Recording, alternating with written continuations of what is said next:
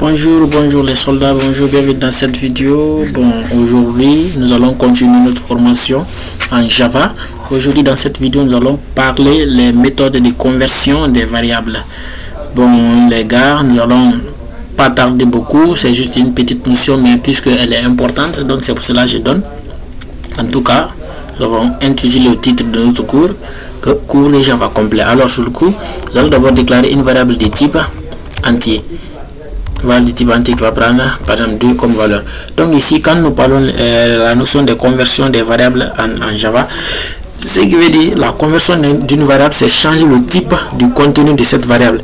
C'est que nous avons déjà ici une variable de type entier, mais si nous voulons convertir cette variable là, nous allons d'abord afficher un tout petit message d'abord qui va nous montrer out println.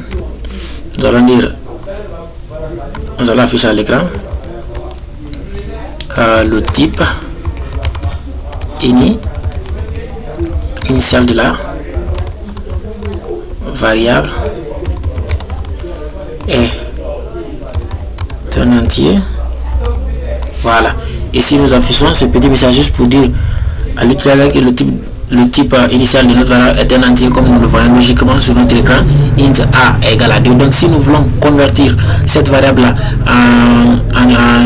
si nous voulons convertir le contenu de cette variable là en décimal, comme nous le savons, le type est float, nous allons créer un système, ça fait nous allons créer un tuyau dans lequel la variable va passer et à la sortie elle devient directement un nombre décimal. Donc sur le coup nous allons d'abord donner le type du tuyau. Donc le type du tuyau de passage serait float, puisqu'on a dit qu'on veut le faire sortir en nombre décimal. Une autre personne pouvait utiliser double aussi réel, ça allait aussi faire les mêmes choses.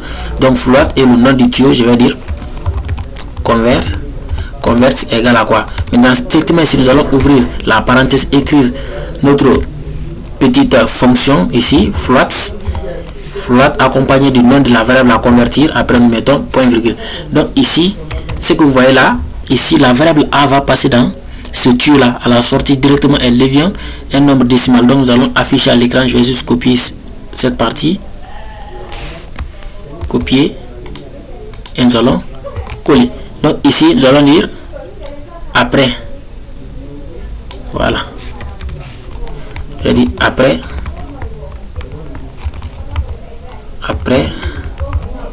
passage dans notre convertisseur. Après passage dans notre convertisseur, nous faisons espace, nous sortons, nous mettons, nous concaténons pour juste afficher le contenu de convert pour que vous voyez un peu. Et ici aussi en haut ici nous faisons les mêmes choses aussi, nous concaténons pour donner le nom de notre variable à la sortie pour que nous puissions voir ce que ça va donner. Donc nous allons compiler. Quand nous compilons, vous avez vu ici dit le type initial de la variable en entier est 2. Donc le type de passage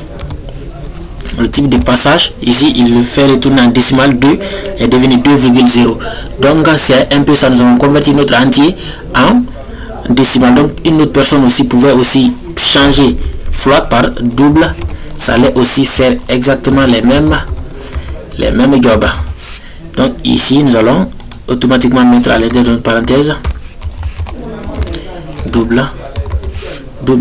Donc vous voyez quand vous compilez exactement ça donne les mêmes choses. Donc c'est un peu ça. Donc nous avons pu convertir notre variable de type entier en double. Donc c'est un peu réciproque. Si par exemple nous avons pris notre variable de type réel au départ, j'ai dit par exemple double A, donc un réel A ici qui sera converti en décimal, il va faire sortir 2,0 étant comme un réel.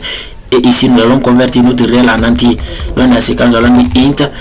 Cette formule s'applique de la même manière ici qu'avec l'autre int. Donc ça devient un retour, ça fait un rétroverse quoi au fait. Donc quand nous compilons encore, vous allez voir les valeurs ne seront pas les mêmes. Il dit le type initial de notre valeur et de notre variable est un entier. Bon c'est juste le message qui fait l'erreur, on peut dire bon est un réel, c'est mieux, est un réel. Nous compilons, il dit le type de notre variable est un réel, donc nous avons la valeur qui est 2,00 et il dit après passage dans notre tuyau convertisseur la valeur est 2, ce qui veut dire il passe dans notre tuyau dans notre convertisseur de type entier en négligeant la partie décimale.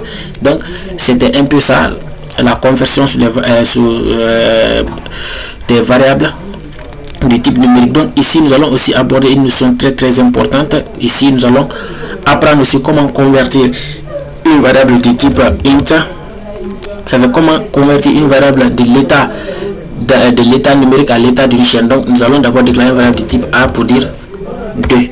Donc ici nous savons logiquement que 2 est un entier, donc nous allons faire passer 2 aussi dans un tuyau, mais dans ce cas nous n'allons pas écrire comme nous avons écrit précédemment les mêmes codes. Non, ça ne s'exécute pas de la même manière. Donc pour convertir une variable de type entier en string, nous allons devoir créer une nouvelle extension de l'objet string. Donc nous allons nommer par exemple chaîne égale à une nouvelle extension new, c'est de nouveau, new en anglais veut dire nouveau, et string.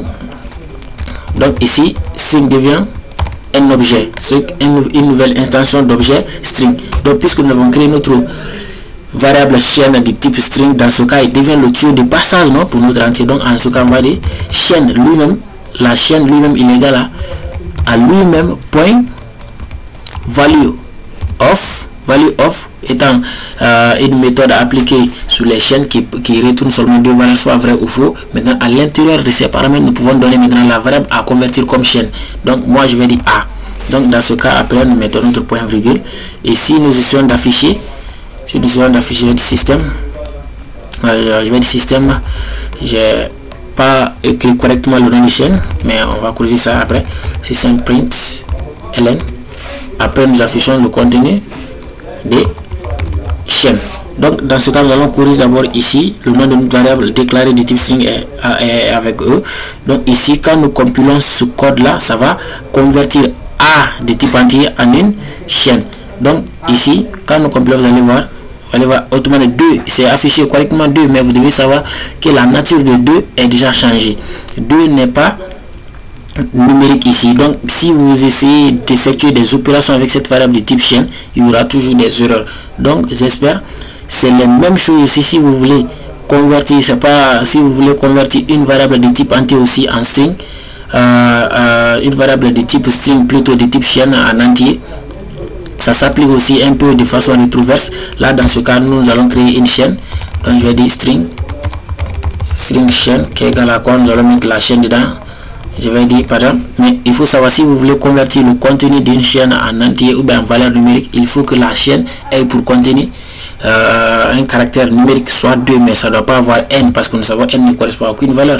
Donc ici nous allons donner par exemple 2, mais juste 2 qui est numériquement écrit à l'intérieur de notre variable est une chaîne à l'instant T. Donc pour le faire passer dans notre tuyau et le convertir en entier, nous allons créer une variable de type entier. Je vais dire entier égale à nous allons utiliser l'objet integer avec sa méthode value of. Donc value of va prendre comme paramètre le nom de notre chaîne à convertir. Après nous accompagne par un point virgule. Donc ici nous allons changer le nom de la variable à afficher, nous allons dire entier. Donc ici vous allez remarquer que quand nous compilons aussi ça redonne toujours 2, mais juste que le type de 2 ne sont pas, c'est pas le type de départ n'est pas égal au type d'arrivée, parce que la variable est passée ici dans un tuyau, ce qui l'a converti en entier. Donc c'était un peu ça sur la conversion des variables. Donc une personne ici pouvait faire les mêmes choses toujours pour convertir cette variable en un nombre réel en utilisant toujours la méthode en utilisant le type double. Donc quand vous utilisez ce type double ici, là dans ce cas ce n'est plus quand vous utilisez ce type double, quand vous compilez, vous voyez, ça donne exactement ce que nous voulons obtenir, parce que nous avons dit le type double est passé dans un tuyau value of chaîne. Donc il convertit notre variable de type décimal. Donc c'était un peu ça sur la notion des conversions des variables de type numérique. Comme je vous le rappelle aussi, il est impossible de convertir le contenu de chaîne qui a des lettres. Donc il est possible que s'il y a des chiffres dedans qu'on peut convertir. Donc je vais juste essayer pour que vous voyez ce que je veux dire. Supposons que j'écris K et j'essaie de convertir K en valeur numérique. Donc voilà, il y a une erreur, il ne peut pas, K ne correspond à aucune valeur. Donc essayez de comprendre ce cours. Pour ceux qui ont aussi des lacunes de compréhension, je les prie réellement de reprendre la vidéo. Et mes chers abonnés, je vous prie de partager, de liker cette vidéo, de me laisser les commentaires, vos problématiques que vous remarquez sur mes formations, pour que nous puissions améliorer notre qualité de formation. Merci beaucoup. Abonnez-vous à la chaîne. On se retrouve dans le cours prochain.